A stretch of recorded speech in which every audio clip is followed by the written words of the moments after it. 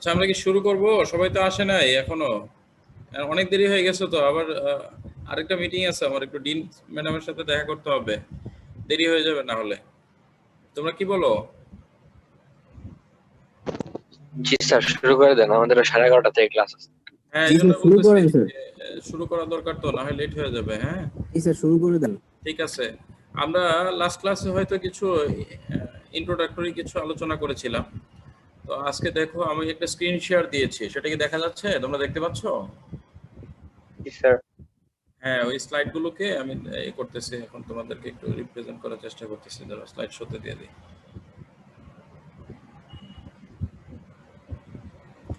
হ্যাঁ, আচ্ছা, লাস্ট ক্লাসে কি আমরা প্রসেস সিকোয়েন্স অফ উইভিং এটা কি আলোচনা করেছিলাম? মনে আছে তোমাদের? Winding, warping, sizing, লুমিং, weaving, finishing, এর ভিতরে আমি বলেছিলাম যে সাইজিং এবং লুমিং এর পার্টটা আমি ডিসকাস করব।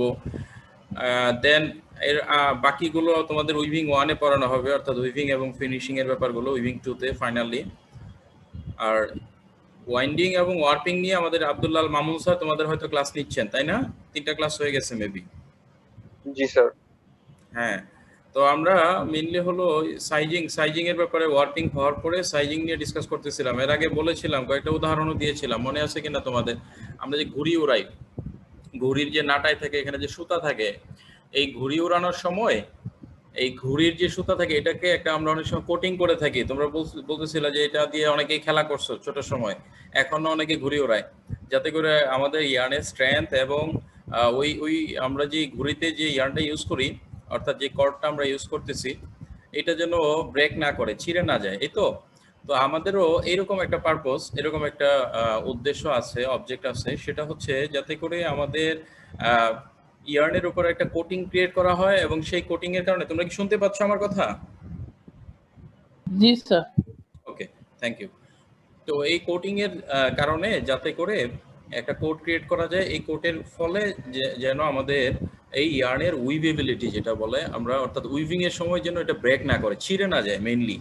এবং যে পরিমাণ ইয়ার্নের যে প্রপার্টিগুলো দরকার, যেমন ইলংগেশন প্রপার্টি বলো, এরপরে তোমার তোমার রেসিস্ট্যান্ট এগেনস্ট ফ্রিকশন বলো, অর্থাৎ ফ্রিকশনের এগেনস্টে যে রেসিস্ট্যান্ট বলো, এই সমস্ত প্রপার্টিগুলোকে ইনক্রিজ করবে। এরকম কোনো ম্যাটেরিয়াল দিয়ে আমরা একটা কোটিং ক্রিয়েট করবো, যে কোটিং ক্রিয়েট করার প্রসেসকে বলা হয় সাইজিং। ক্লিয়ার? বুঝতে পারতেছো কিছু? তো আমরা একটু জাস্ট এখন আমরা টোটাল উইভিং প্রসেসটা দেখবো, ফাইবার থেকে ফেব্রিক ফর্ম পর্যন্ত। স্পিনিং এর ক্লাসে তোমাদেরকে হয়তো এটার কিছু অংশ দেখানো হয়েছে। স্পিনিং বলতে ইয়ার্ন ম্যানুফ্যাকচারিং বলো, বা টেক্সটাইল ন্যাচারাল ফাইবার বলো, বা যে কোনো একটা কোর্সের মধ্যে, টিআরএম বলো, যে কোনো একটা কোর্সের মধ্যে র মেটেরিয়ালের, তো এই জিনিসটা তোমাদেরকে হয়তো দেখানো হয়েছে। আমি একটু দেখি, এটা শুনতে পাচ্ছ? Yes sir.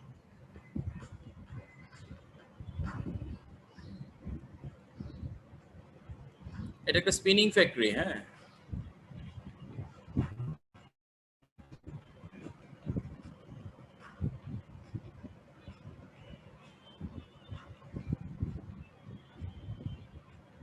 ইয়ার্ন প্রডিউস হচ্ছে এখানে, এটা রোভিং হচ্ছে, রোভিং এর পরে দেন আমরা ফাইনালি দেখো এখানে এই ইয়ার্ন ফর্মে চলে যাচ্ছে সরাসরি।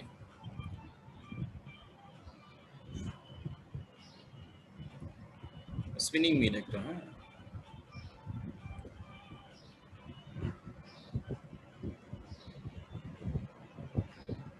এটা হলো রিং ফ্রেম। হ্যাঁ, রিং ফ্রেমে আমরা রিং যে ইয়ার্নগুলো আছে, সেই ইয়ার্নগুলো প্রডিউস করার জন্য ফাইনালি রিং ফ্রেম। দেন এগুলো কোন ফর্মে যাচ্ছে, কোন ফর্মে নিয়ে গিয়ে আমরা এগুলোকে উইভিং এ নিয়ে যাবো ইউজ করার জন্য,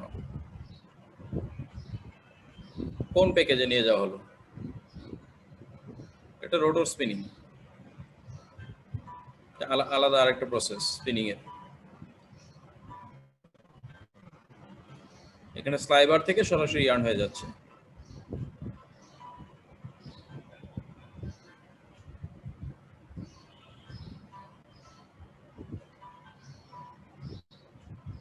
এটা চিজ ফর্মে এগুলোকে রাখা হচ্ছে।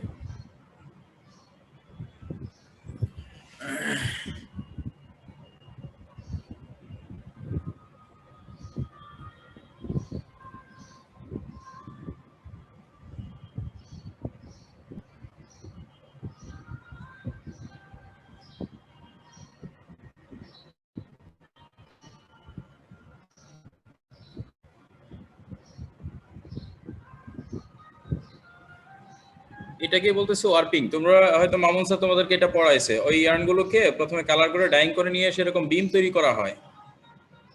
খেয়াল করো তাহলে বুঝতে পারবে, অনেক বড় বড় বিম তৈরি করা হচ্ছে। এই বিম গুলো থেকে ফাইনালি একটা বিম তৈরি করা হচ্ছে, অনেকগুলো বিম মিলে একটা ফাইনাল বিম হচ্ছে, যেটা উইভার্স বিম হিসেবে কাজ করবে। এবং এই যে প্রসেসটা, এটি হলো সাইজিং প্রসেস। এখানে দেখতে পাচ্ছ যে সাইজিং করে একটা বিম তৈরি করা হচ্ছে, যেটা হলো ফাইনাল বিম। দেন এটা হলো উইভিং প্রসেস, অর্থাৎ উইভিং শুরু হয়ে গেল। এখানে দুইটা বিম ইউজ করা হয়েছে টাওয়েলের জন্য। উপরে একটা বিম দেখতেছো মানুষের উপরে মাথার কাছে, সেটা হলো টপ বিম, বা আমরা এটাকে বলে থাকি পাইল বিম। এটা হলো লুম, যে লুমটার কথা আমরা আলোচনা করেছিলাম এর আগেই।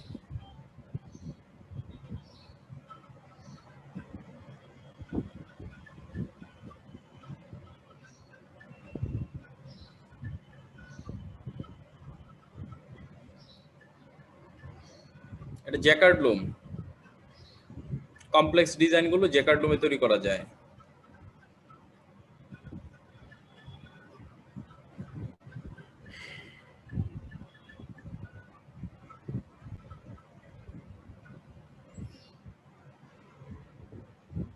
দেন ফেব্রিক ফর্মে যাওয়ার পরে এটাকে ডাইং এ নিয়ে যাওয়া হয়, ডাইং করা হয়। এটা হলো পরের প্রসেস, এগুলো ফিনিশিং এর প্রসেস। আচ্ছা, তোমরা কি বুঝতে পারছো কিছুটা? হ্যালো, জি স্যার। এই বোঝা গেছে কিছু নাকি? কেউ রেসপন্স করতেছো না কি? কি অবস্থা? মেহেদি কই? মেহেদি আইডি 5 জি স্যার। আসো তুমি? জি স্যার। হ্যাঁ, কি অবস্থা? তুমি কি বুঝতে পারছো কিছু? জি স্যার। কি আইডিয়া? হালকা পাতলা। আচ্ছা ঠিক আছে, হালকা পাতলা বুঝলেও চলবে, কারণ সামনে এগুলো ক্লিয়ার হবে, কারণ সবগুলো প্রসেস একসঙ্গে দেখানো হয়েছে। এখানে জাস্ট প্রসেস সিকোয়েন্সটা দেখানো হয়েছে। অর্থাৎ স্পিনিং থেকে যে ইয়ার্নটা আমরা পাবো, সেই ইয়ার্নটাকে প্রথমে ওয়ার্পিং করা হয়। এটা নিশ্চয়ই তোমাদেরকে আব্দুল আল মামুন স্যার পড়াইছে এর আগে, তাই না? এই জিনিসগুলো ডিসকাস করেছে। জি স্যার। আমরা বিভিন্ন প্যাকেজে কনভার্ট করে নিয়ে যাই, সুইটেবল প্যাকেজে কনভার্ট করার পরে এটাকে বলা হয় ওয়াইন্ডিং। ওয়াইন্ডিং এর পর দেন আমরা এটাকে করব কি, বিমে নিয়ে যাব। আচ্ছা দাঁড়াও, আমি তোমাকে একটু নেক্সট স্লাইডে যাই। আচ্ছা, এই স্লাইডটা কি দেখতে পাচ্ছ তোমরা? লুমের একটা স্লাইড এখন রিপ্রেজেন্ট করা হচ্ছে, এটা কি দেখতে পাচ্ছ? জি স্যার। উইভিং লুম। জি স্যার। আচ্ছা, এখানে দেখো, আমি একটু তোমাদের জন্য একটা পেন নিয়ে নিই, তাহলে সুবিধা হবে। একটু এক সেকেন্ড, সরি, অ্যানোটেশনের জন্য। হ্যাঁ। আচ্ছা, তোমরা কি আমার স্পটলাইটটা দেখতে পাচ্ছ এখন? জি স্যার। জি স্যার। হ্যাঁ, একটা স্পটলাইট আছে। দেখো, একটা স্পটলাইট, আমি একটা স্পটলাইট একটা পজিশনে এখানে দেখানোর চেষ্টা করতেছি। এখানে যে স্পটলাইটটা যেখানে রাখা হয়েছে, এটা একটা বিম। আমি লাস্ট ক্লাসে হয়তো তোমাদেরকে কিছুটা এটার একটা ধারণা দিয়েছিলাম। এটা একটা বিম, এবং এই বিমেই আমরা যে স্পিনিং থেকে যে ইয়ার্নটা পাবো, এই ইয়ার্নটাকে এই বিমে জড়ানো হবে। এই বিমে জড়ানোর আগে এই ওয়ার্পিং প্রসেস হবে। এই ওয়ার্পিং হওয়ার পরে, অর্থাৎ এই বিমে আসার আগে আলাদা কয়েকটা বিম হয়, ছোট ছোট বিম হয়। সেই বিমগুলো থেকে ফাইনালি এই বিমটা তৈরি করা হবে। ফাইনালি এখানে একটা বিম তৈরি করা হবে। এই বিমটার নাম হলো উইভার্স বিম। বিমটার নাম হলো উইভার্স বিম, অথবা ফাইনাল বিম, অথবা সাইজড বিম, যেটাই বলি আমরা, সেম টার্ম, তিনটা টার্মই উইভিং এর জন্য ইউজ করা হচ্ছে। এই জন্য এটার নাম হলো উইভার্স বিম। অনেক সময় যেহেতু সাইজিং হয়ে যায়, এই বিমটাকে সাইজিং করে আমরা তৈরি করি, এই জন্য এটাকে বলা হয় সাইজড বিম। দেন আরেকটা টার্ম হচ্ছে, অনেক সময় আমরা এটাকে বলে থাকি, যেহেতু ফাইনাল স্টেজ এটা, অর্থাৎ এরপরে বিম ফর্মে থাকে না, এরপরে যেটা হবে এখানে ফাইনালি এটা ফেব্রিক ফর্মে চলে যাবে। এই জন্য এটাকে আমরা বলে থাকবো তখন ফেব্রিক রোলার, অথবা ফেব্রিক রোল চলে যাবে। অর্থাৎ ফেব্রিক রোলারে জড়ানোর পরে এটা ফেব্রিক ফর্মে চলে গেল, আর ইয়ার্ন ফর্মে নাই। ইয়ার্ন ফর্মে লাস্ট স্টেজ এটাই, ফাইনাল স্টেজ এটাই। এই জন্য আমরা এটাকে বলে থাকি অনেক সময় ফাইনাল বিম। অর্থাৎ তিনটা টার্ম আমরা ইউজ করি এই ক্ষেত্রে, কমনলি সব জায়গায় ইউজ করে। সেটা হচ্ছে উইভার্স বিম, একটু নোট রাখো, অথবা অনেক সময় বলে থাকি সাইজড বিম, অথবা ফাইনাল বিম। তিনটা সেম টার্ম, একই জিনিস। এই বিমটাকে বলা হয়ে থাকে, যেখানে আমি দেখাবো আমার স্পটলাইটটা যেখানে আছে। বুঝতে পারছো কিনা? তো জি, স্যার এই যে আপনার ওয়েবার বিম থেকে স্যার ইয়ার্ন গুলো স্যার কত, মানে কত দূর পর্যন্ত স্যার জড়ানো থাকে এইটা? হ্যাঁ, এটা হলো বিমের একটা ক্যাপাসিটি থাকে। বিমের এক এক বিমের, এই যে দেখো এখানে এই পাশে দুইটা হলো ফ্ল্যাঞ্জ, তোমাদেরকে এগুলো মামুন স্যার পড়াবে। একটা হলো ফ্ল্যাঞ্জ, আর ভিতরে যেটার মধ্যে আমরা জড়াইতেছি সেটা হলো একটা ব্যারেল। একটা ফ্ল্যাঞ্জ পোর্শন, একটা হলো ব্যারেল পোর্শন। ব্যারেলের একটা নির্দিষ্ট ডায়া থাকে, এটাও আমি যেটাতে কাজ করে আসছি টয়োটাতে জেট 810, এটাতে যে ব্যারেল ছিল, এই ব্যারেলের যে ডায়ামিটার সেটা ছিল 178 মিলিমিটার, 178 মিলিমিটার ছিল ব্যারেলের ডায়া, যেটার উপরে আমরা ধরো এই যে প্যানটা দেখতে পাচ্ছ, এই প্যানের মধ্যে ধরো আমরা ইয়ার্ন জড়াবো সাপোজ, তো এই প্যানের একটা ডায়ামিটার আছে নিশ্চয়ই, তোমরা দেখতে পাচ্ছ কিনা? আমি একটু আমার ভিডিওটা দেখো, তোমরা ভিডিওতে গেলে দেখতে পাবা যে আমি এখানে শো করছি তোমাদেরকে। তো এখানে দেখো, এখানে প্যান থাকে, এই প্যানটাতে আমি যদি সুতা জড়াই, এই প্যানের একটা নির্দিষ্ট ডায়ামিটার আছে নিশ্চয়ই, তোমরা দেখতে পাচ্ছ? Yes, sir. হ্যাঁ, এই প্যানের নির্দিষ্ট একটা ডায়া আছে নিশ্চয়ই। তো এই প্যানের যে ডায়ামিটার, এই ডায়ামিটারটা সাপোজ ধরে নাও আমি যেখানে কাজ করছি সেটা একটা এক্সাম্পল দিলাম জাস্ট, সেটা হচ্ছে 178 মিলিমিটার, অর্থাৎ 178 মিলিমিটার এটা ডায়া। এটার উপর আমরা সুতা জড়ানো শুরু করব। তো সুতাটাকে সাপোর্ট দেওয়ার জন্য বোথ সাইডে এরকম ফ্ল্যাঞ্জ থাকে, যাতে করে ইয়ার্নটা কলাপস করে সাইডে পড়ে না যায়। তো বোথ সাইডে যখন আমি এই সাপোর্টটা দিব, এটাকে বলা হয় ফ্ল্যাঞ্জ।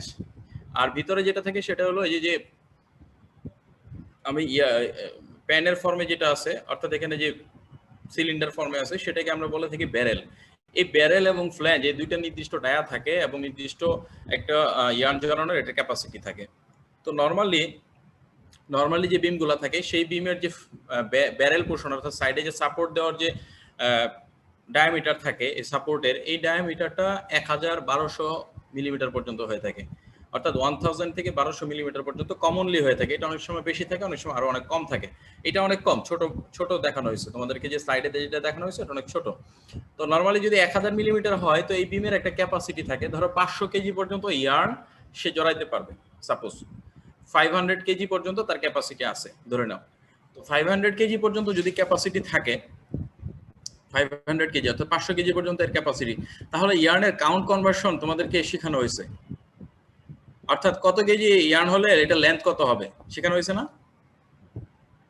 কাউন্ট থেকে কনভার্সন করা এনিতে। কেউ রেসপন্স করতেছ না, ঘটনা কি? আইডি 62 আসো তুমি? 2019 12062। জি স্যার। হ্যাঁ, তুমি কি এই টার্মটা শুনেছো ইতিপূর্বে? জি স্যার, আমাদের কাউন্ট কনভার্সনটা করা হয়েছে স্যার। হ্যাঁ, আমাকে একটু বলতে দাও। সেটা হচ্ছে যে সাপোজ ধরে নাও যে তোমাকে একটা ইয়ার্ন দেওয়া হয়েছে এবং বলে দেওয়া হয়েছে এখানে এত কেজি ইয়ার্ন আছে এবং এটার কাউন্ট, ইংলিশ কাউন্ট হলো সাপোজ 32, আর বলা হলো যে এখানে 2 কেজি ইয়ার্ন আছে, তাহলে কি এটা লেন্থ বের করতে পারবা? জি স্যার, করা যাবে। আচ্ছা, যদি লেন্থ বের করা যায়, ঠিক তেমনি এখানে যদি বলে দেওয়া হয় এখানে টোটাল এন্ডস অর্থাৎ সুতার সংখ্যা হলো এতগুলো, অর্থাৎ যেমন রেড কালার হোয়াইট কালার এরকম নাম্বার অফ ইয়ার্ন, অর্থাৎ কতগুলো সুতা আছে, বলে দেওয়া হলো যে 10টা সুতা এখানে জড়ানো হয়েছে, এই প্যানের মধ্যে 10টা সুতা জড়ানো হয়েছে সাপোজ, বা 5টা সুতা জড়ানো হয়েছে। এই 5টা সুতা মিলে এই 5টা সুতা হলো 32 কাউন্টের বা 30 কাউন্টের 5টা সুতা। সাপোজ 5টা সুতায় প্রত্যেকটা ইন্ডিভিজুয়াল 30 কাউন্ট করে সুতা, এটা একটা 30 কাউন্টের সুতা, এটা একটা 30 কাউন্ট, এরকম 5টা সুতাকে আমি কলমের মধ্যে জড়াইছি। তুমি কি দেখতে পাচ্ছ? কলমে 5টা সুতাকে আমি জড়াইছি, সবগুলোই কাউন্ট হলো 30 কাউন্টে 30 এনি। তো এখন যদি বলা হয় যে এখানে 10 কেজি সুতা আছে, তাহলে কি এটা লেন্থ বের করা যাবে না ইন্ডিভিজুয়াল, যে প্রত্যেকটা তাহলে লেন্থ কত হলো বা টোটাল লেন্থ কত হলো? কাউন্ট জানা আছে, জি স্যার, জানা আছে, পারা যাবে? জি হ্যাঁ, তাহলে কোশ্চেনটা কে করছিলা? স্যার এখানে একটু ইন্ডিভিজুয়াল কোশ্চেন আছে স্যার একটা। জি স্যার একটা কোশ্চেন আছে। হ্যাঁ বলো। স্যার আপনি যে মোট যে মানে সুতার ওজনটা বললেন 10 কেজি, হ্যাঁ, এখানে কি মানে সবগুলো মিলায় 10 কেজি বললেন? সবগুলো মিলে আমি টোটাল ওয়েট বলছি তোমাকে, ইন্ডিভিজুয়াল বলিনি। টোটাল ওয়েট বলছি এবং টোটাল এন্ডসও বলে দিয়েছি যে 5টা সুতা জড়াইছি, 5টা সুতার টোটাল ওয়েট হলো 10 কেজি। সুতরাং টোটাল লেন্থ কত হবে সবগুলো মিলে যদি একটার সঙ্গে আরেকটা আমি জয়েন করি, যেমন একটা সুতা শেষ হলো এখানে যতটুকু জড়াইছি, দেন পাশে এরকম 5টা সুতাকে আমি একসঙ্গে জড়াইছি সাপোজ, তো 1 নম্বর সুতাটা শেষ হওয়ার পরে 2 নম্বর সুতা, 3 নম্বর, 4 নম্বর, 5 নম্বর, তো 5টা টোটাল লেন্থ আমি বের করতে পারবো 10 কেজি থেকে খুব ইজিলি। জি স্যার। এবং ওয়ার্কিং এর সময় সবগুলো সুতা এট এ টাইম সবগুলোর এন্ড একসঙ্গে শুরু হয় এবং একসঙ্গে শেষ হয়, তাহলে আমি 5 দিয়ে ভাগ দিলে ইন্ডিভিজুয়াল প্রত্যেকটা লেন্থ পেয়ে যাব, অর্থাৎ ইন্ডিভিজুয়াল প্রত্যেকটা লেন্থ মানেই হলো আমার বিমের লেন্থ। জি স্যার। স্যার সব সময় কি সেম কাউন্টের জিনিসই একসাথে দেওয়া হয়? সব সময়ই বলতে ম্যাক্সিমাম সময় 90% বা 95% সময়ই স্পেশাল কেস ছাড়া সেম কাউন্টই ইউজ করা হয়। স্পেশাল কেস হচ্ছে ডেকোরেটিভ কোনো ফেব্রিক যদি তৈরি করতে চাই তখন দেখা যায় মিক্স কাউন্ট ইউজ করা হয়, কিন্তু নরমালি কমনলি যত ফেব্রিক আমরা ইউজ করি সবগুলোতে দেখবো সেম কাউন্টই থাকে সব সময়, ফেব্রিকগুলো দেখবো ইউনিফর্ম থাকে, ওয়ার্পে যে ইয়ার্নগুলো ইউজ করি ইউনিফর্ম থাকে। স্পেশাল কিছু পারপাসে আমরা অনেক সময় বায়ারের অর্ডার অনুযায়ী বা R&D রিকোয়ারমেন্ট অনুযায়ী মাঝে মাঝে কিছু থাকে যে মিক্স ইয়ার্ন ইউজ করি, তখন আবার আমাদেরকে ইন্ডিভিজুয়ালি আলাদা আলাদা ওগুলোকে কনভার্ট করে নিতে হয়। এটা আবার আলাদা ক্যালকুলেশন আছে। আমি চেষ্টা করবো এইগুলো সব তোমাদেরকে আব্দুল আল মামুন স্যার শেখাবে ইনশাআল্লাহ। এগুলো সব ওয়ার্কিং এর টার্ম। আমি তোমাদেরকে শুধু সাইজিং দেখাবো, আর কিছু দেখাতে পারবো না। হ্যাঁ, এরপরে যদি পার্সোনালি সময় থাকে আমি তোমাদেরকে শিখাই দেবো ইনশাআল্লাহ। ঠিক আছে, সেটা বের করা যায়। সেটা হচ্ছে পার্সেন্টেজ করে নিতে হয়। হ্যাঁ, যে এই কাউন্টের কয়টা সুতা আছে, তাহলে মোট সুতা কত আছে, এটার মধ্যে কত পার্সেন্ট, ওইটা দেন আবার ক্যালকুলেশন করতে হয় যে আরেকটা কাউন্টের কয়টা আছে। এটা নর্মালি 2টা কাউন্ট ইউজ করা হয়। অনেক সময় যদি মিক্স কাউন্ট থাকে তখন 2টা কাউন্ট থাকে, 50% এটা 50% এটা থাকে, কিংবা দেখা যায় 20% এটা 80% আরেকটা কাউন্ট থাকে। তো এটা ডিফারেন্ট কেস, খুব স্পেশাল পারপোজে ইউজ করা হয়। নর্মালি কমনলি এটা ইউজ করা হয় না। সবসময় একই কাউন্ট থাকে এবং একই লেন্থ থাকে সবগুলো, যতগুলো এন্ড স্পেশাল পারপাস বলতে একটু উদাহরণ স্পেশাল দিলে পারপোজ বলতে স্পেশাল ফেব্রিক, তুমি নাম শুনছো স্পেশাল ফেব্রিক? আচ্ছা, তোমরা অনেক সময় আমরা দেখো ডেনিম ইউজ করে থাকি, ডেনিম ইউজ করি। ডেনিমের ভিতরে কিছু ইয়ার্ন দেখবা, কিছু ডেনিমের বলতে আমরা জিন্স প্যান্ট অথবা আমরা শার্টের ফেব্রিক ইউজ করে থাকি, কিংবা অনেক সময় দেখা যায় যে অনেক সময় শার্টিং এর ফেব্রিকের মধ্যে থাকে। অনেক সময় দেখবে যে কিছু সময় এক ধরনের ইফেক্ট আছে, এরপরে মনে হলো এখানে একটা স্লাব ইয়ার্ন গেছে। ডেনিমে এটা সবচেয়ে বেশি হয়, একটা স্লাব ইয়ার্ন ইন করা হয়েছে। হ্যাঁ, স্লাব ইয়ার্ন ইন করার কারণে ওইটা দেখা যায় যে কিছুটা ফেব্রিকটা চলতেছিল রেগুলার। আমি তোমাদেরকে ফেব্রিকের ফল্টস যখন পড়াবো তখন তোমাদেরকে পিকচারগুলো দেখাই দিব সবগুলোই। তো দেখবো যে রানিং আছে ফেব্রিকটা একরকম, 4টা বা 5টা সুতা বা এতটুকু একটা 1 ইঞ্চি ফেব্রিক একরকম, পরে গিয়ে দেখবো অন্যরকম আরেকটা ইয়ার্ন হইতে পারে, ডিফারেন্ট কালার, অথবা দেখা যায় যে হয়তো একটু হোয়াইট অথবা স্লাবের মতো ইফেক্ট চলে আসছে। স্লাব করাইছে তোমাদেরকে টিচাররা? জি স্যার, একবার ধারণা দিছি। স্লাব ইয়ার্ন করাইছে না হলে স্যার একটু করাইছে, মানে দেখাইছে। স্লাব এবং নেফস ইয়ার্ন ইউজ করে নরমালি এই সমস্ত মানে স্পেশাল পারপোজ যেটা বললাম, স্পেশাল ইয়ার্ন থেকে স্পেশাল ফেব্রিক তৈরি করা হয়। তো এই ফেব্রিকগুলো অনেক সময় আমরা ডিজাইন অনুযায়ী আমরা ইউজ করে থাকি। যেমন কিছু সময় পর্যন্ত আমরা যে ডেনিম গুলো ইউজ করি, এটাতে খুব বেশি এখন ইউজ হচ্ছে, সেটা হলো স্লাব। আমি তোমাদেরকে পিকচারটা নেক্সট ক্লাসে দিব না, আমার কাছে আছে। স্লাব ফেব্রিকে কাকে বলে? স্লাব এখন আমরা ডেকোরেট, স্লাব একটা হলো ফল্ট, সেই সাথে এখন ডেকোরেশনে আমরা স্লাব ইউজ করতেছি, স্লাব ইয়ার্ন। তোমরা কি আমার ফেব্রিকটা দেখতে পাচ্ছ? দেখা যায়? লাইট কম, দেখা যাবে না। দাঁড়া, আমি একটু দেখে লাইটের ব্যবস্থা করতে পারি না। সরি, দেখা যাচ্ছে স্যার। না, ক্লিয়ার দেখা যাবে। আমি একটু তোমাকে এটাকে একটু বড় করে দেখাইতে হবে, এজন্য বলতেছি। দেখো আমার ফেব্রিকটা কি দেখতে পাচ্ছ? ফেব্রিকটা দেখা যাচ্ছে? আচ্ছা, এখানে দেখো সময় পর পর এখানে কিছু সময় পর পর যে কোনো একটা ফেব্রিকের মধ্যে কিছু সময় পর পর যদি এরকম হয় যে অন্য ডিফারেন্ট একটা ইয়ার্ন মনে হইতেছে এটা কোর্জার ইয়ার্ন, অর্থাৎ একটু মোটা ইয়ার্ন একটা চলে গেছে, আবার একটু পরে নির্দিষ্ট ইন্টারভাল পর পর আরেকটা কোর্জার ইয়ার্ন গেছে, ওয়ার্ক ডিরেকশন হতে পারে, ওয়েব ডিরেকশনও হতে পারে।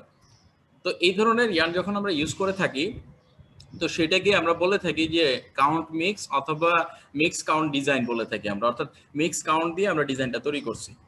হ্যাঁ, তো এটাকে অনেক সময় তোমরা একটু সার্চ দিও, সেটা হলো স্লাব ইয়ার্ন ফেব্রিক, অর্থাৎ স্লাব দিয়ে যে তৈরি ফেব্রিকগুলো, এবং নেফস ইয়ার্ন ফেব্রিক, অর্থাৎ নেফস ইয়ার্ন থেকে যে ফেব্রিক তৈরি করছে।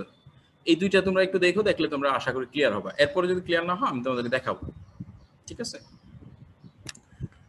আমরা যেখানে ছিলাম একটু সেখানে যাই। হ্যাঁ, সেটা হচ্ছে দেখো আমরা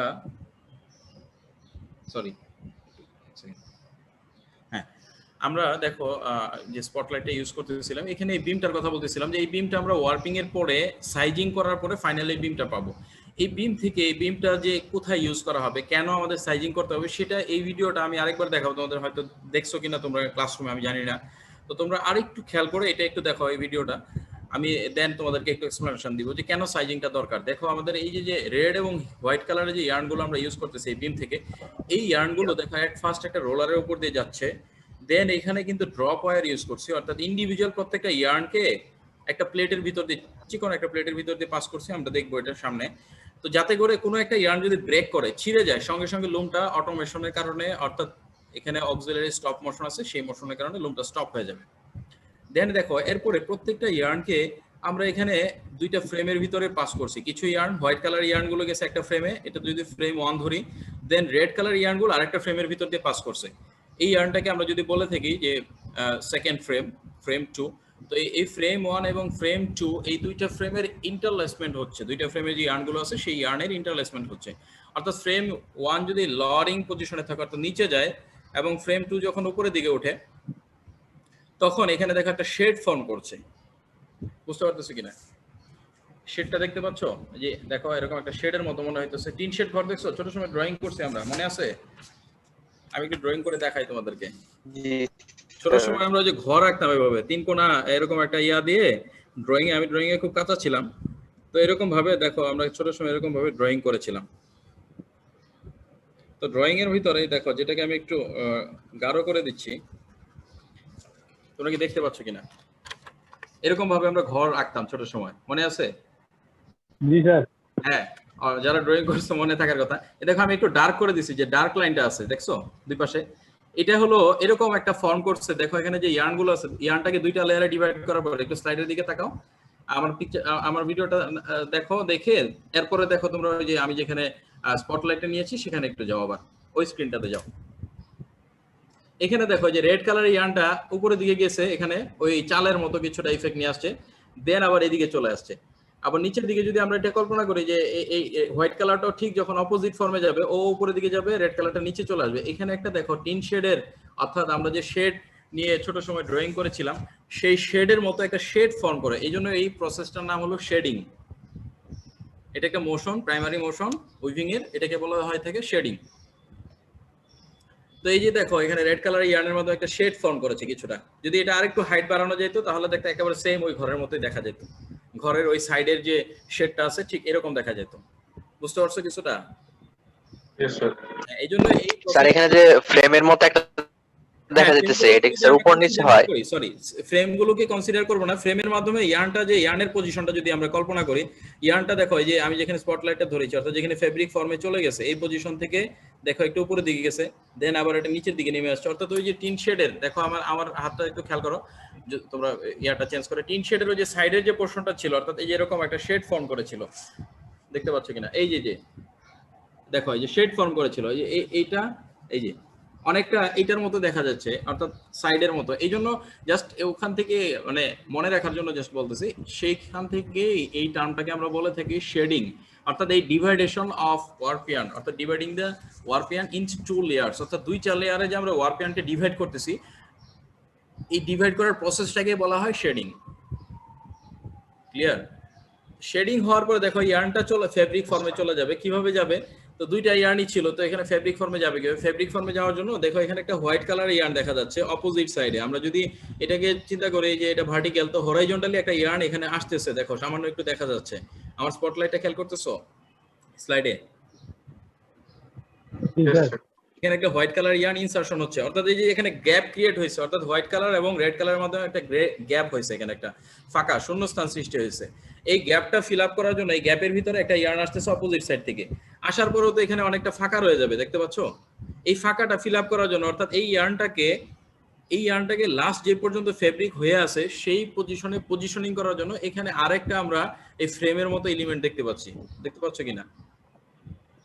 এই ফ্রেমের মতো এলিমেন্টটাকে বলা হয় রিড, REED।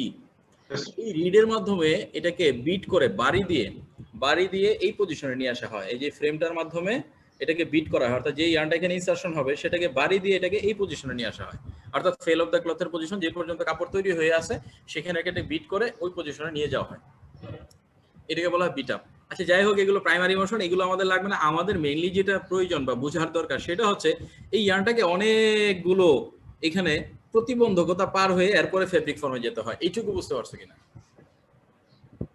অর্থাৎ এই যে আমার বিমের যে ইয়ার্নটা আছে, বিম থেকে যে ইয়ার্নগুলো বের হয়ে আসতেছে, ও ফেব্রিক ফর্মে যাওয়ার জন্য, ওভেন ফেব্রিক হওয়ার জন্য ওকে অনেকগুলো বাধা বিপত্তি পার হইতে হইতেছে, এইটুকু বুঝতে পারছো কিনা? অনেক ফ্রিকশন এবং অনেক লোড এর উপরে পড়তেছে, একবার এটাকে টাইনা উপরে দিকে ওঠানো হইতেছে, কিছু ইয়ার্ন নিচে যাচ্ছে, আবার এটা বিট করতেছে, বাড়ি দিতেছে, এখানে ফ্রিকশন হচ্ছে, এই সমস্ত বাধা বিপত্তি পার হয়ে এরপরে সে ফেব্রিক ফর্মে যাচ্ছে, এইটুকু বুঝতে পারছো কিনা?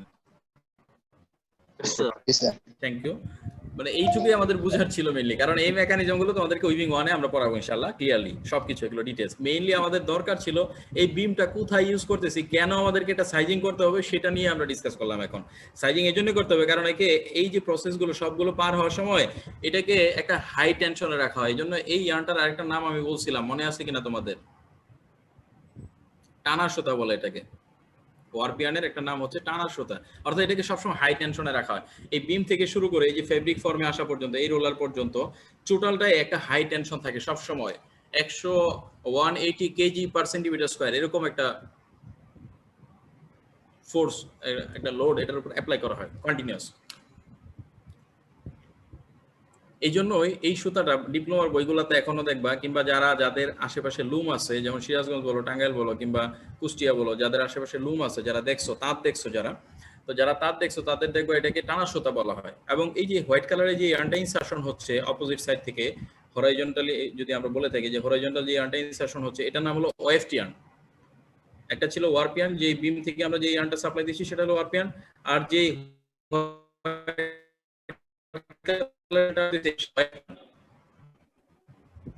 বুঝতে পারতেছো কথা? আইডি 12 আছো? জি স্যার। শুনছো? জি স্যার, শোনা যায়। আচ্ছা, আমরা কি বলতেছিলাম? টানা সুতা কোনটা বলতে পারবা? স্যার এই যে স্যার ওই ওয়ারপিয়ান, এটাকে টানা সুতা বলে, মানে এটার জন্য অনেক টেনশন ক্রিয়েট করা হয় তো। এটা হাই টেনশন থাকে সবসময়, এর জন্য এটা আরেকটা নাম হলো টানা সুতা বলি আমরা এটাকে। হ্যাঁ, কেউ মেসেজ দিচ্ছে, কোনো প্রবলেম? দেখতে পাচ্ছে আমরা লুম মেশিন বানাই। এমডি আকবর ভুইয়ান। হ্যাঁ, কি বলতে চাচ্ছ? আরে এই যে ক্লিয়ার না আপনি যে প্লিজ? প্রসেসটা বলছেন এটা দেখছি স্যার, এইটা মানে মানে এই মেশিনটারই স্যার, যেটা বাংলা মেশিন। হ্যাঁ, এটা বাংলা মেশিন না, না সরি, স্যার, বাংলা এটা না, না, জাস্ট না, না, অ্যানিমেটেড না, না, একটা। না স্যার, মানে ওইটার ভিতরে এই প্রসেসটা আমি ওইটা বলছি। হ্যাঁ হ্যাঁ, ওইটার উদাহরণ দিচ্ছি তোমাদেরকে। বাংলা মেশিন যেটা হ্যাঁ, আমরা হ্যাঁ, হ্যাঁ, ইউজ করে থাকি ওটাকে পাওয়ার লুম বলে। তোমার আশেপাশে যদি হ্যাঁ থাকে স্যার, দেখো ওটাকে তাঁত বলে অথবা পাওয়ার লুম বলে ওটাকে।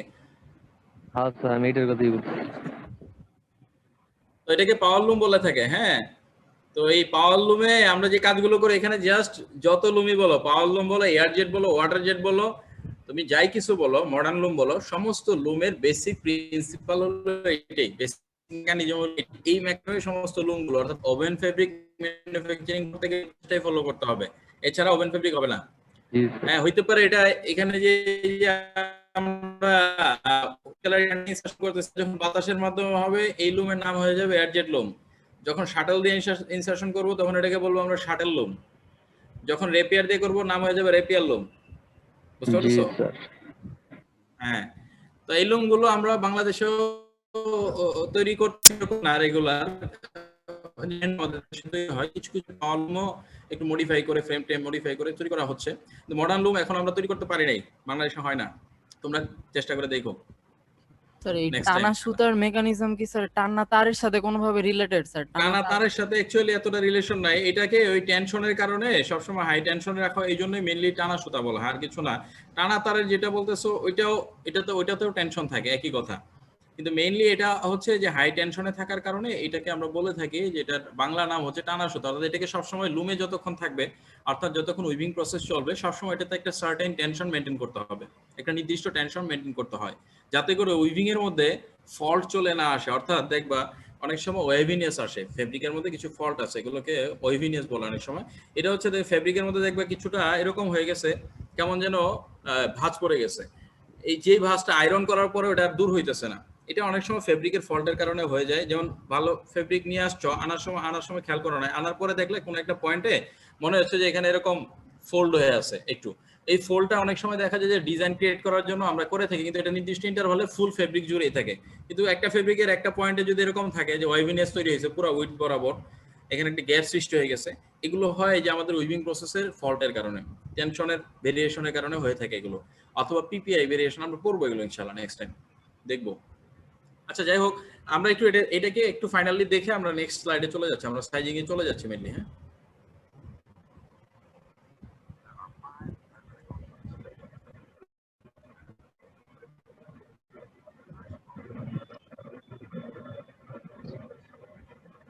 দেখতে পাচ্ছ এখান থেকে উইথড্রল হচ্ছে ইয়ার্নগুলো, অর্থাৎ এই বিম থেকে ইয়ার্নগুলো বের হয়ে আসতেছে, আসার পরে এখানে ড্রপ ওয়্যার, অর্থাৎ প্রত্যেকটা ইন্ডিভিজুয়াল ইয়ার্নের জন্য একটা করে ওয়্যার ইউজ করছে আমরা, ড্রপ ওয়্যার একটা প্লেটের মতো, যেটার ভিতর দিয়ে ইয়ার্নটাকে পাস করা হয়েছে। এরপরে দেখো ফ্রেমের ভিতরে দিয়ে যাচ্ছে, এবং ফ্রেমটা সবসময় যে কোনো একটা সেটকে টেনশনে শেডিং করতেছে, নির্দিষ্ট টেনশন, এবং এখানে একটা শেড ক্রিয়েট করতেছে। শেডের ভিতরে দেখো আরেকটা ইয়ার্ন ইনসারশন হচ্ছে, যেটাকে আমরা বলে থাকি ফিলিং ইয়ার্ন অথবা ফিলিং ইনসারশন অথবা ওএফটি ইনসারশন, সেম জিনিস। দেন এই যে রিডের মাধ্যমে এই ইয়ার্নটা ইনসারশনের পরে ওই পাশ থেকে কেটে দেওয়া হচ্ছে, এইটুকু অংশকে নিয়ে এখানে বিট করে ফেল অফ দ্য ক্লথের সাথে পজিশনিং করা হচ্ছে, এবং এখানে ফেব্রিক ফর্মে চলে গেছে, এবং দেন রিভার্স হয়ে যাচ্ছে। রিভার্স হয়ে যাওয়ার কারণে এই পয়েন্টে ইন্টারলেসমেন্ট হচ্ছে, শেডিং হচ্ছে, দুইটা ফ্রেমের মাধ্যমে দুইটা লেয়ারে ডিভাইড করতেছে, একটা ফিলিং ইনসারশন হচ্ছে অর্থাৎ ওএফটি ইনসারশন হচ্ছে, ওএফটি ইয়ার্নটা ইনসারশন হচ্ছে, দেন রিডের মাধ্যমে এটা বিট আপ করা হচ্ছে।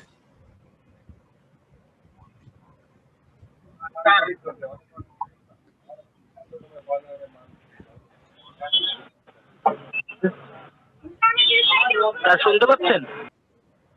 হ্যাঁ আমি শুনতে পাচ্ছি, বলো। স্যার এই যে রেড ইয়ার্ন আর স্যার হোয়াইট ইয়ার্নের মাঝখানে যে আরেকটা ইয়ার্ন আসে না স্যার, জি আসতেছে। স্যার ওটা আসলে মানে কি দিয়ে অ্যাড করা থাকে স্যার? ওখানে তো এখানে কি দেখা যাচ্ছে? কিছু দেখা যাচ্ছে?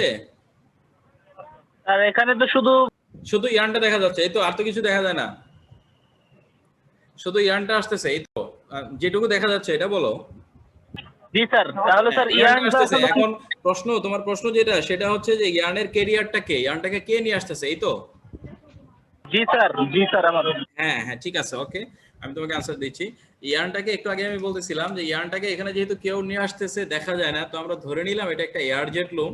এটা একটা জাস্ট এখানে সিম্পল একটা অ্যানিমেশন তৈরি করা হয়েছে, অ্যাকচুয়াল লুমের ফরমেশনটা এরকম না, একটু চেঞ্জ থাকে, কিন্তু জিনিসগুলো সেম এরকমই, হ্যাঁ, কিন্তু আরেকটু ফ্রেম টেম থাকার কারণে সেটা একটু ডিফারেন্ট দেখা যায়, তো সেখানে এতটা ক্লিয়ার বোঝা যায় না। তো এই জন্য বললাম যে এখানে যেহেতু কেউ নিয়ে আসতেছে না, ধরে নিলাম যে এখানে বাতাসের মাধ্যমে আসতেছে। যদি বাতাসের মাধ্যমে আসে অর্থাৎ কম্প্রেসড এয়ার ইউজ করে থাকি, তো কম্প্রেসড এয়ার ইউজ করে যেই লুমটা আমরা চালাই সেই লুমটাকে বলা হয়ে থাকে এয়ার জেট লুম। তো এখানে যেহেতু আমরা দেখতেছি না কোনো কিছু ভিজিবল না, তো ধরে নিলাম যে এটা এয়ারের মাধ্যমে পাস করতেছে, এই জন্য এটার নাম হলো এয়ার জেট লুমের মেকানিজম। যদি শাটলের মাধ্যমে হইতো দেন আমরা এটাকে বলতাম শাটল লুম। অর্থাৎ আমাদের গেটে একটা ওই যে ছবি আছে, তোমাদেরকে বলছিলাম, একটা ওই যে স্ট্রাকচার নিয়ে আসা হয়েছে, মাঝখানে রেড কালার ভার্টিক্যালি রাখা হয়েছে, এটাকে দেখছো মেইন গেটে বুটেক্সের, খেয়াল করছো? জি স্যার। হ্যাঁ, বুটেক্সের মেইন গেটে যেটা আছে সেটা হচ্ছে একটা শাটলের একটা স্ট্রাকচার নিয়ে আসা হয়েছে, সেখানে এটাকে রিপ্রেজেন্ট করা হয়েছে। শাটলের ভিতরে যেটা আছে সেটা হলো পার্ন, ওই যে রেড কালারের টাইলস করে যে এরকম নৌকার মতো দেখা যায়, সেটা হলো একটা শাটল। শাটলের ভিতরে থাকে পার্ন, এই পার্নের উপরে জড়ানো থাকে হলো ওএফটি আর্ম। এই শাটল যখন এই গ্যাপের ভিতর দিয়ে পাস করে, অর্থাৎ এক পাশ থেকে আরেক পাশে যখন শাটল পাস করবে, তখন এই লুমটাকে বলা হবে শাটল লুম। আমাদেরকে শাটল, পার্ন এগুলো আব্দুল আর মাউসের দেখাবো ইনশাল্লাহ, এরপর যদি দেখতে চাও আমি দেখাবো ইনশাল্লাহ শাটল লুম। আচ্ছা এখানে দেখি কিছু লুম আছে কিনা।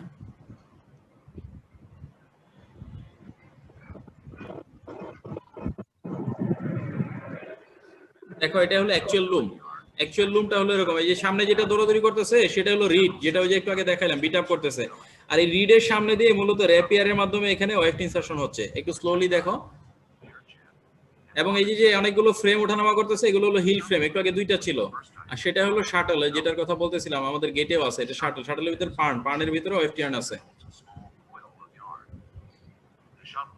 এটা একটা পাওয়ার লুম, যাদের আশেপাশে আছে তারা হয়তো দেখছো এই লুমটা, যেটা যে মুভ করতেছে সেটা হলো বিট আপ করতেছে রিড, এবং এখানে ফেব্রিক ফর্মে চলে গেছে। এই পাশ থেকে যে শাটলটাকে থ্রো করা হচ্ছে, ওই যে একটু আগে দেখতে পাচ্ছিল না যেখান থেকে যাচ্ছে, আর রেপিয়ার থাকলে এক পাশ থেকে রেপিয়ার নিয়ে আসে, একটা ইয়ার্নকে এক পাশ থেকে রেপিয়ার নিয়ে আসবে, আরেক পাশ থেকে রেপিয়ার এটাকে রিসিভ করে এই মাথা থেকে এর মুখের থেকে আরেকজনে নিয়ে যাবে, একজন রিসিভার থেকে একজন গ্রিপার থাকে এই পয়েন্টটাতে, একজন নিয়ে আসে, ধরে নিয়ে আসে এক পাশ থেকে, এই যে দেখো এই যে রিডের সামনে দিয়ে ওয়েফট ইয়ার্নটা নিয়ে যাচ্ছে, দেখতে পাচ্ছ কিনা তোমরা, এবং আরেকজন এটাকে রিসিভ করে নিয়ে যাচ্ছে, এবং যে স্লোলি যেটা মুভ করছে সেটা হলো রিড, এবং এখানে ফেব্রিক, এটা ফেব্রিক ফর্মে চলে গেছে। এখন দেখো ক্লিয়ার হবে আশা করি।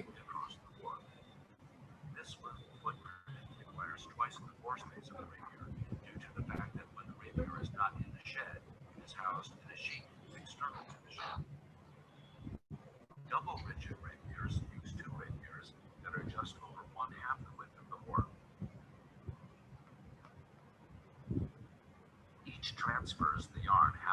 across the warp shed.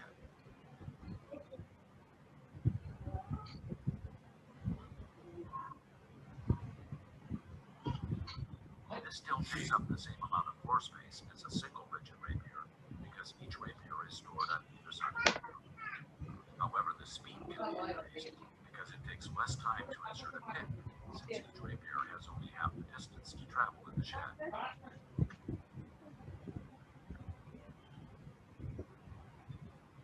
Double flexible rapiers use a flat metal tape or high-tech composite material to transfer the yarn across the warp shed. The advantage of this system is that the floor space is reduced since the rapier storage space is reduced. Because the rapier is flexible, it is coiled into a circular sheet when not inserting the fillet. The rapiers are much lighter, resulting in higher processing speed. আচ্ছা কিছুটা বুঝতে sir পারছো একটা তো? Question আছে sir. হ্যাঁ বলো। Sir এখানে যে পাশ থেকে যে সুতোটা নিয়ে আসা হচ্ছে এটা কি ওখানে যে চিজের মধ্যে থেকে নিচ্ছে ওটা এখানে কি কাটা কাটাই থাকে? সরি আবার একটু রিপিট করো। এখানে স্যার ওই যে শেষে এতে? যেটা দেখি অ্যানিমেশনটা আর কি। শেষেরটাতে দাঁড়াও দেখতেছি। স্যার ওই যে ওয়েফ টিয়ানটা স্যার ওইটা হ্যাঁ কে নিয়ে হ্যাঁ কয়েকটি আনো বলো। ওয়েব টেনটা স্যার ওখানে যে নির্দিষ্ট লেন্থের ওটা কি ওখানে এভাবে ফিক্স করাই থাকে লেন্থটা?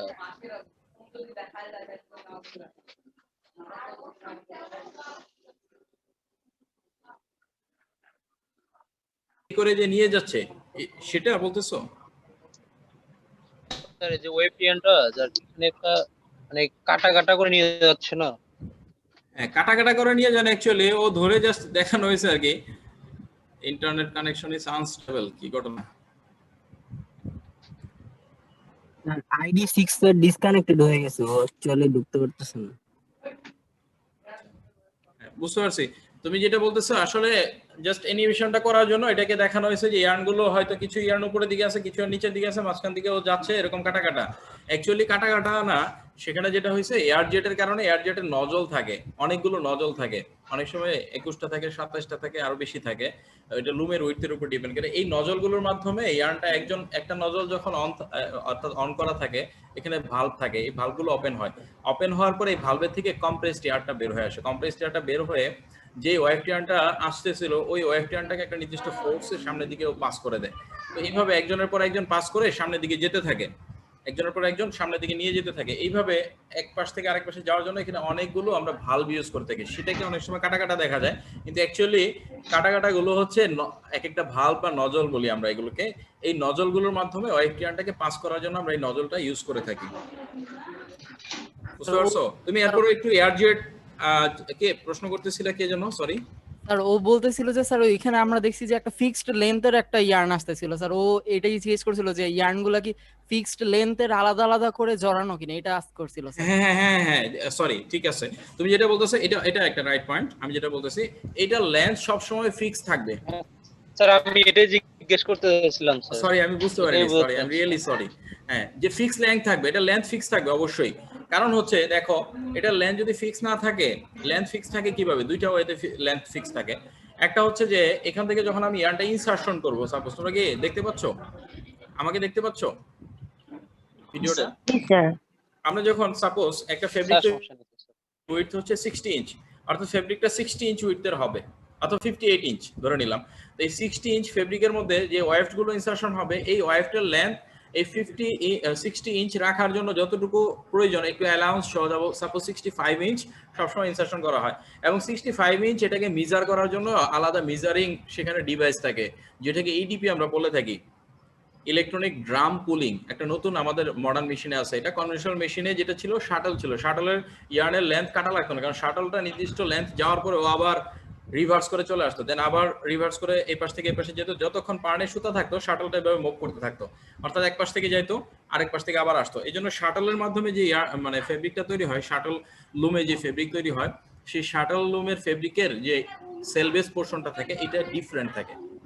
এটা বোথ ইন বাউন্ড সেলবেস, অর্থাৎ দুই পাশে বাউন্ড করা থাকে, বোথ এন্ড বাউন্ড, অর্থাৎ দুই পাশের এন্ডই বাউন্ড করা থাকে, অর্থাৎ ওর ভিতরে যতক্ষণ ইয়ার্ন আছে এরকম শুধু চলতে থাকবে, অর্থাৎ এক পাশ থেকে যাওয়ার পরে ওয়ার্প ইয়ার্ন গুলো রিভার্স হয়ে যাবে, দেন আবার ওই পাশ থেকে গ্যাপ সিস্টেম আসবে, চলতে থাকবে কন্টিনিউয়াস। বুঝতে পারছো কিনা? তো এইরকম ভাবে আমরা যেটা মেইনলি, এগুলো তোমাদের আসলে উইভিং 1 এর পার্ট, আমরা মূলত সাইজিং এর জন্য যেটা জরুরি সেটা হচ্ছিল, আমি তোমাদেরকে যেটা বুঝাতে চাইছিলাম, যেখানে ফ্রেমের লিফটিং এবং লওয়ারিং হচ্ছে, সেটা বুঝতে পারছো কিনা? এই ফ্রেমের ভিতর দিয়ে ইয়ার্নটাকে পাস করা হচ্ছে, অর্থাৎ ফ্রেমের ইন্ডিভিজুয়াল প্রত্যেকটা হোলের ভিতর দিয়ে ইয়ার্নটাকে পাস করা হচ্ছিল, এবং ফ্রেমটা যখন উপরে দিকে উঠতেছিল ইয়ার্নটা নিয়েই উঠতেছিল, এবং ইয়ার্নের উপর একটা নির্দিষ্ট লোড করতেছিল। এই লোডের কারণে ইয়ার্নের নির্দিষ্ট একটা ইলংগেশনের প্রয়োজন, যদি এটা না হয় তাহলে ইয়ার্নটা ব্রেক করবে, যদি ইলংগেশন প্রপার্টি না থাকে, তোমাদেরকে স্পিনিং এ পড়াইছে হয়তো। তো এই যে ফ্রিকশন গুলো হচ্ছে মেইনলি, তো ওয়েফটের দিকে চলে গেছিলাম, ওয়েফটের দিকে মেইনলি আমাদের পড়াশোনাটা খুব বেশি জরুরি না, আমরা উইভিং 1 এগুলো ডিটেইলস তোমাদের ক্যালকুলেশন সহ দেখাবে।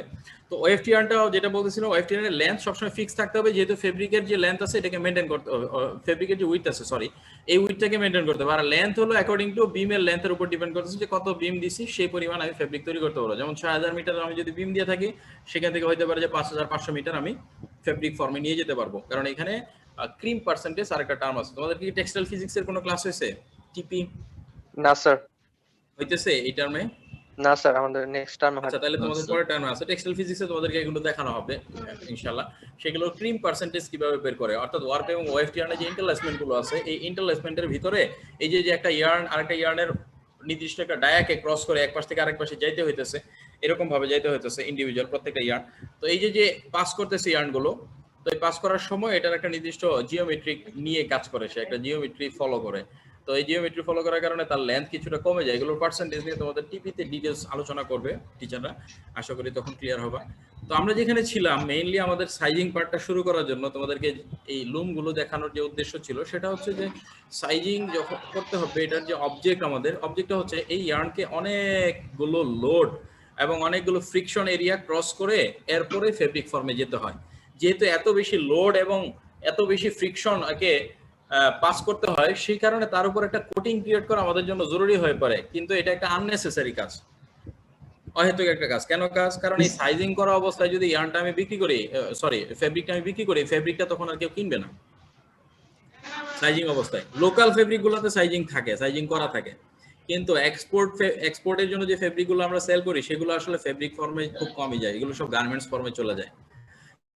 অর্থাৎ আমরা ফেব্রিক ম্যানুফ্যাকচারিং যারা করব, ফেব্রিক করার পরে এই ফেব্রিকটা যে গার্মেন্টসে ডেলিভারি দিব, এই গার্মেন্টসে ডেলিভারি দেওয়ার সময় অবশ্যই আবার এটাকে এই সাইজ ম্যাটেরিয়ালগুলোকে রিমুভ করতে হয় এখান থেকে, সেটাকে বলা হয় ডিসাইজিং প্রসেস। অর্থাৎ ফিনিশিং এ যাওয়ার পর, ওয়েট প্রসেসে যাওয়ার পর এটাকে ওয়েট প্রসেস শুরুতে ডিসাইজিং করতে হবে ওভেন ফেব্রিকগুলোকে আবার। তাহলে আমাদের এটা একটা আননেসেসারি প্রসেস শুধুমাত্র উইভেবিলিটি বৃদ্ধি করার জন্য, অর্থাৎ উইভিং এর মধ্যে যেন কোনো প্রবলেম না হয়, ফেব্রিকের কোয়ালিটি যেন ঠিক থাকে, এবং মেইনলি আমরা একটু পরে দেখবো এগুলো ডিটেইলস সবগুলো, এবং যেটা করে মেইনলি ইয়ার্নের ব্রেক যেন না হয়, সেই কারণে আমাদের শুধুমাত্র একটা কোটিং ক্রিয়েট করার জন্য এই সাইজিং এর এই পার্টটা প্রয়োজন। সাইজিং করে উইভিং করে ফেলবো, দেন আবার সাইজ ম্যাটেরিয়ালগুলোকে রিমুভ করতে হবে। স্যার সাইজিং এর পরও কি কখনো স্যার ইয়ার্নটাকে ব্রেক করা পসিবল, যে হয়ে গেছে যে কোনো একটা ফল্টের কারণে? এটা কিছু কিছু ক্ষেত্রে পুরো ইয়ার্নটা কখনোই পসিবল হয় না। ধরুন কোনো কারণে একটা কাউন্ট মিক্স হয়ে গেছে, সাপোজ 20 কাউন্ট দিয়ে তোমার ফেব্রিকটা হওয়ার কথা, একটা সুতা সাপোজ এই 6000 ইয়ার্নের মধ্যে পুরো একটা সাপোজ হয়ে গেল যে এখানে 30 কাউন্ট হয়ে গেছে, কি করতে? তো ওই যে একটা কাজ চলে আসবে। তো এটাকে পুরোটাকে রিমুভ করা নরমালি পসিবল হয় না কখনোই। এরকম হয় যে এটা সেলভেজ পিসে তো এটাকে আউট করে দেওয়া যায়।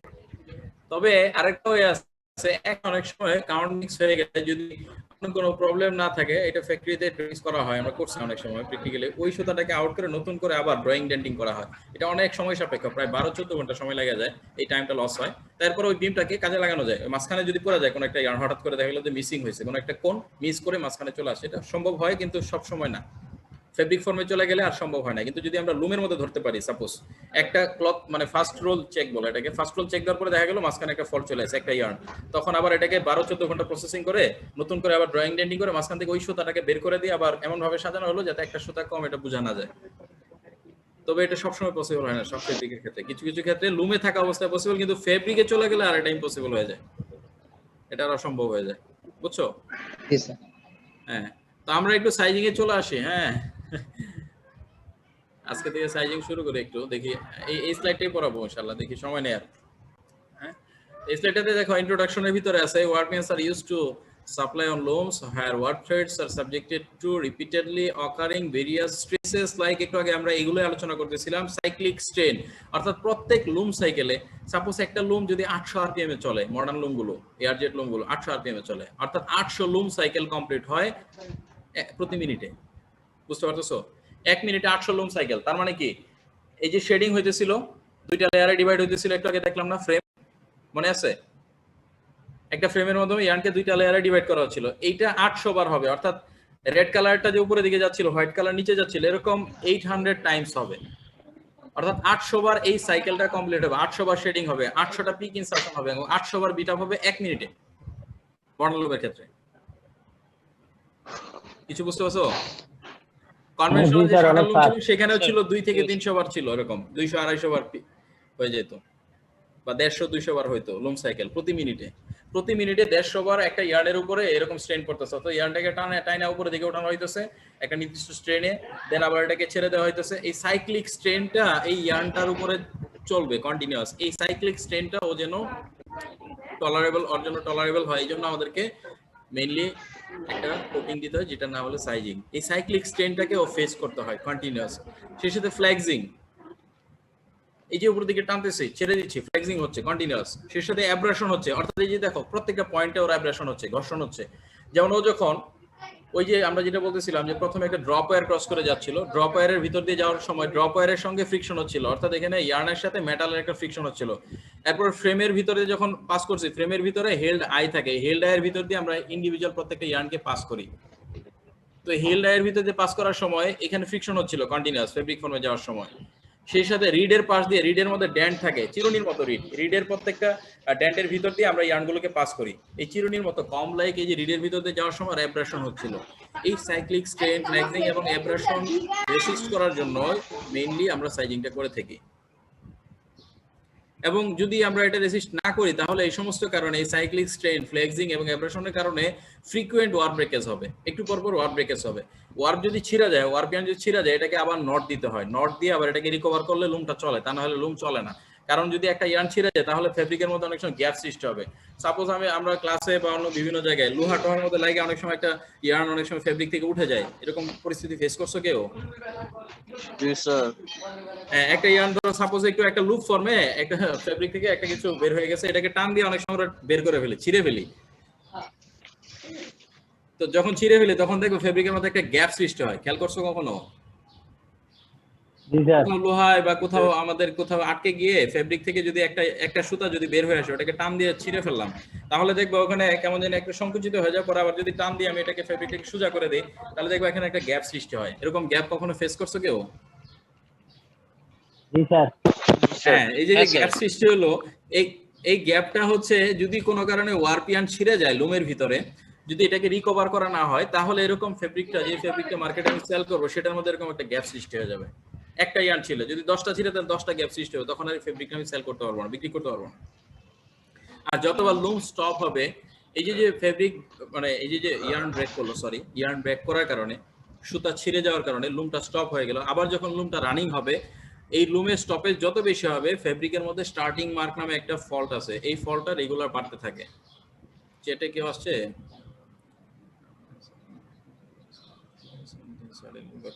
74 ওবায়েত ডিসকানেক্ট হয়ে গেছিল, সমস্যা নাই, আমাদের রেকর্ড থাকবে কে কত সময় ছিল, প্রবলেম নেই, আমরা দেখতে পাবো কে কত সময় ক্লাস অ্যাটেন্ড করছে, এটা রেকর্ড সহ থাকবে। আচ্ছা, আরেকটা যেটা হলো যে বারবার যদি একটা মেশিন অফ হয় তাহলে কি এটার এফিসিয়েন্সি অনেক বেশি পাওয়া যাবে, এই তো নাকি? ID3 আছে? জি স্যার। আচ্ছা, একটা লুম যদি বারবার স্টপ হয় তো এটার এফিসিয়েন্সি কি বেশি হবে না কম হবে? কম হবে। কম হবে, এফিসিয়েন্সি লস হবে। হ্যাঁ, এবং ফেব্রিক ফল্টস বেড়ে যাবে। আচ্ছা, আমি অল্প কয়েকটা জিনিস আলোচনা করছি, একটা হলো ফ্রিকোয়েন্ট ওয়ার ব্রেকেজ, লুম স্টপেজ বেড়ে যাবে, এফিসিয়েন্সি লস হবে এবং ফেব্রিকের ফল্টস বেড়ে যাবে। অর্ক আছে? অর্ক 66, অর্ক ID 66। হ্যালো, হ্যাঁ, অর্ক শুনতে পাচ্ছ আমার কথা? জি স্যার, ক্লিয়ার শুনতে পাচ্ছি। আচ্ছা তুমি একটু যেই টার্মগুলো আজকে ডিসকাস করো, আচ্ছা লাস্ট একটা লাইন আছে আমি শেষ করি, তারপর তুমি আমাকে একটু বলবো যে আজকে যে ইন্ট্রোডাকশনে আমি যে সমস্ত কথাগুলো বললাম এই স্লাইডটাতে, সেটা তুমি একটু মানে আমাকে জিস্ট করে একটু বলবো যাতে সবাই আমরা বুঝতে পারি যে কি বুঝতে পারতেছে অ্যাকচুয়ালি। সেটাই লাস্ট লাইনটা আমি বলি, সেটা হচ্ছে টু মিনিমাইজ দিস প্রবলেমস, অর্থাৎ এই প্রবলেমগুলোকে মিনিমাইজ করার জন্য warp yarns are needed to be sized, অর্থাৎ ওয়ারপিয়ানকে এই যে সাইজিং এর একটা কোটিং দেওয়া প্রয়োজন আমাদের। তো তুমি এখন একটু বলো যে কি বুঝলে এই স্লাইডে থেকে, আমরা যে ডিসকাস করলাম এখান থেকে, প্লিজ।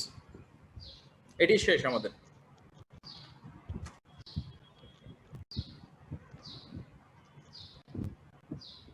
আর এখানে হচ্ছে স্যার মেইনলি হচ্ছে আমরা যখন মানে এই রুম মেশিনের মধ্যে যখন আমরা ইয়ার্ন গুলা পাস করি, তো তখন যে জিনিস মানে যেই ব্যাপারগুলো ঘটে যে মানে প্রচুর অ্যাব্রেশন কিংবা সাইক্লিক স্ট্রেন গুলা কাজ করে। তো এই কারণে দেখা যায় যে আমাদের যে ইয়ার্ন গুলা আছে, তো এই ইয়ার্ন গুলা হইতেছে মানে আমাদের ব্রেক করার ওয়ার্প ইয়ার্ন গুলা ব্রেক করার সম্ভাবনা থাকে, কিংবা এই ওয়ার্প ইয়ার্ন গুলার ইফিসিয়েন্সি হিউজ পরিমাণে লস হইতে পারে এবং ফেব্রিক ফলস হওয়ার পরবর্তীতে সম্ভাবনা থাকে। তো স্যার যদি মিনিমাইজ করতে চাই, এই প্রবলেমগুলো যদি আমি মিনিমাইজ করতে চাই, তাহলে আমার হচ্ছে এই ওয়ার্প ইয়ার্নের মধ্যে কিছুটা মানে কোটিং করা প্রয়োজন বা এটা সাইজ করা প্রয়োজন। মানে স্যার এটা হচ্ছে আমাদের মেইনলি কিসের জন্য সাইজটা করা প্রয়োজন এই সম্পর্কেই স্যার মেইনলি আইডিয়াটা ইন্ট্রোডাকশন। আমরা সামনে আরো পড়বো ইনশাআল্লাহ ডিটেইলস, সবগুলো অবজেক্টিভস এগুলো ডিটেইলস সামনে আসতেছে আমাদের সামনে এগুলো। ঠিক আছে, থ্যাংক ইউ। আর এখন বলো তোমাদের কোনো কোশ্চেন আছে কিনা? Anyone can ask. স্যার আমরা যখন স্যার কিছু সেলাই করি স্যার, তো সেলাইটা উঠানোর একটা প্রসেস থাকে স্যার, তো ফেব্রিক ফর্মে যাওয়ার পরে স্যার সেটা আবার মানে রিটার্ন কোন প্রসেস নাই? আচ্ছা সেলাইটা উঠাইলে শোনো, সেলাইটা উঠাইলে কি ফেব্রিকটা ঠিক আগের মতোই থাকে না কিছুটা হলো চেঞ্জ হয়? স্যার কিছুটা চেঞ্জ হয় স্যার, কিছুটা চেঞ্জ হয়, ওই পয়েন্টে ছোট ছোট হোল ক্রিয়েট হয়ে যায়। জি স্যার। নাকি? জি স্যার। সেম একেবারে 100% আগের মতো পাওয়া যাবে? পসিবল না স্যার, আগের মতো হ্যাঁ, ওই হল হয়ে যাবে। তো একটা ইয়ার্নকে যদি আমি মাঝখান থেকে বের করে নিয়ে আসি, বের করতে পারবো। ধরো কোনো কারণে একটা ইয়ার্ন আমাদের ফল্ট হয়ে গেছে, সাইজিং এর পরে বলতে আমি বলতেছি উইভিং এর পরের কথা বলতেছি, সাইজিং এর পরে না, উইভিং ফেব্রিক ফর্মে যাওয়ার পরে। জি স্যার। তোমার যে কোশ্চেনটা এটা তো ফেব্রিক ফর্মে যাওয়ার পরে, তাই না? জি স্যার। হ্যাঁ, ফেব্রিক ফর্মে যাওয়ার পর আমরা কিছু মেন্ডিং করতে পারি, আমাদের কিছু অপশন থাকে, মেন্ডিং এর অপশন থাকে, কিন্তু not all problems we can solve. আমরা সলভ করতে পারি না, কারণ হচ্ছে সাপোজ ওই যে তুমি যেটা বললা হোল হয়ে যায়। তো এরকম ভাবে যদি একটা ইয়ার্নকে মাঝখান থেকে নিয়ে আসি, তাহলে একটু আগে বলতেছিলাম আমি যে কোনো জায়গায় যদি লোহার মধ্যে আমাদের কাপড় আটকে যায় অনেক সময়, সেখান থেকে ওইটা যদি টান দিয়ে আমরা বের করি, তাহলে দেখবো ওখানে অনেক বড় একটা হোল ক্রিয়েট হয়, পুরো একটা গ্যাপ সৃষ্টি হয়ে যায়।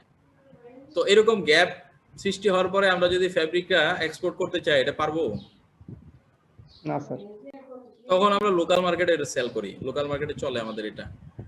হ্যাঁ, তখন লোকাল মার্কেটে সেল করতে হয়, কম দামে বিক্রি করে দিতে হয়, এছাড়া কোনো ওয়ে থাকে না। স্যার আমাদের 11:30 থেকে আরেকটা ক্লাস আছে, তো ম্যাম ফোন দিছিল।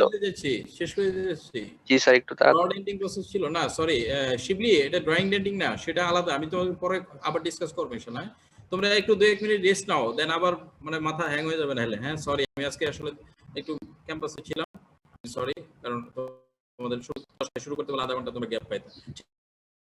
ঠিক আছে, থ্যাংক ইউ। যদি নেক্সট ক্লাসে আমাকে বলো ইনশাআল্লাহ, আমি চেষ্টা করব আনসার দেওয়ার জন্য। ঠিক আছে, আসসালামু আলাইকুম।